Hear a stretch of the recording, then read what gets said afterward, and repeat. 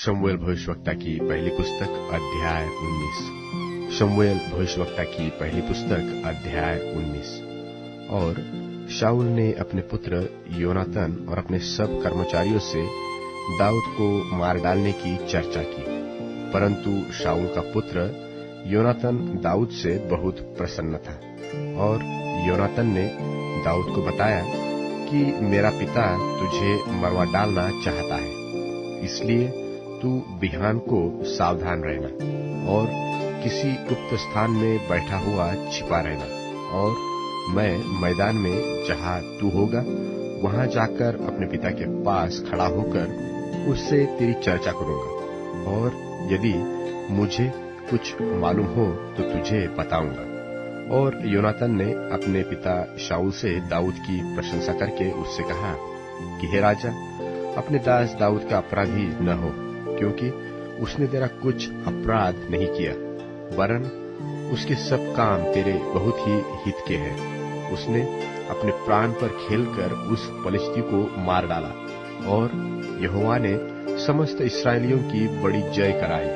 इसे देखकर तू आनंदित हुआ था, और तू दाऊद को अकारण मारकर निर्दोष के खून का पापी क्यों बने? तब शाऊल ने योनातन की बात मानकर यह शपथ खाई कि यहोवा के जीवन की शपथ, दाऊद मार डाला न जाएगा।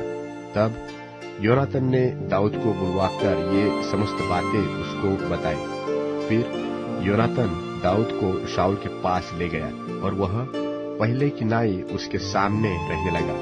तब फिर लड़ाई होने लगी, और दाऊद जाकर पलिश्तियों से लड़ा और उन्हें बड़ी मार से मारा, और वे उसके सामने से भाग गए। और जब शाऊल हाथ में भाला लिए हुए घर में बैठा था और दाऊद हाथ से बजा रहा था, तब यहोवा की ओर से एक दुष्ट आत्मा शाऊल पर चढ़ा, और शाऊल ने चाहा कि दाऊद को ऐसा मारे कि भाला उसे बेधते हुए भीत में धंस जाए, परंतु दाऊद शाऊल के सामने से ऐसा हट गया कि भाला जाकर भीति में धंस गया, और दाऊद भागा और उस रात को बच गया। और शाऊल ने दाऊद के घर पर दूत इसलिए भेजे कि वे उसकी घात में रहे और बिहान को उसे मार डाले।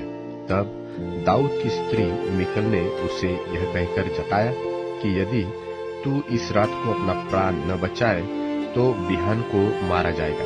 तब मिकल ने दाऊद को खिड़की से उतार दिया, और वह भागकर बच निकला। तब मिकल ने गृह देवताओं को ले चारपाई पर लिटाया, और बकरियों के रोए की तकिया उसके सिरहाने पर रखकर उनको वस्त्र ओढ़ दिया। जब शाऊल ने दाऊद को पकड़ लाने के लिए दूत भेजे, तब वह बोली, वह तो बीमार है।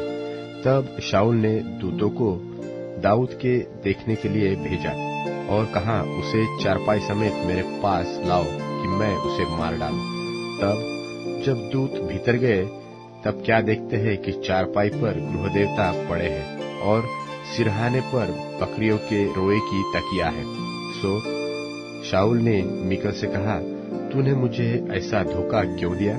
तूने मेरे शत्रु को ऐसा क्यों जाने दिया कि वह बच निकला है? मिकल ने शाऊल से कहा, उसने मुझसे कहा कि मुझे जाने दे, मैं तुझे क्यों मार डालूं? और दाऊद भागकर बच निकला, और रामा में शमूएल के पास पहुंचकर जो कुछ शाऊल ने उससे किया था सब उसे कह सुनाया।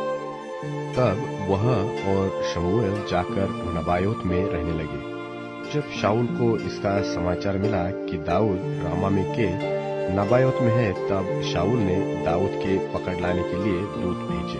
और जब शाऊल के दूतों ने नबियों के दल को नबूवत करते हुए और शमूएल को उनकी प्रधानता करते हुए देखा, तब परमेश्वर का आत्मा उन पर चढ़ा और वे भी नबूवत करने लगे। इसका समाचार पाकर शाऊल ने और दूत भेजे, और वे भी नबूवत करने लगे। फिर शाऊल ने तीसरी बार दूत भेजे, और वे भी नबूवत करने लगे। तब वह आप ही रामा को चला, और उस बड़े गड्ढे पर जो सेकू में है पहुंचकर पूछने लगा कि शमूएल और दाऊद कहाँ है? किसी ने कहा, वे तो रामा के नबायोत में है। तब वह उधर रामा के नबायोत को चला और परमेश्वर का आत्मा उस पर भी चढ़ा और वह रामा के नबायोत को पहुंचने तक नबूवत करता हुआ चला गया। और उसने भी अपने वस्त्र उतारे और शमूएल के सामने नबूवत करने लगा और भूमि पर गिरकर दिन और रात नंगा पड़ा रहा। इस कारण से यह कहावत चली कि क्या शाऊल भी नबियों में से है।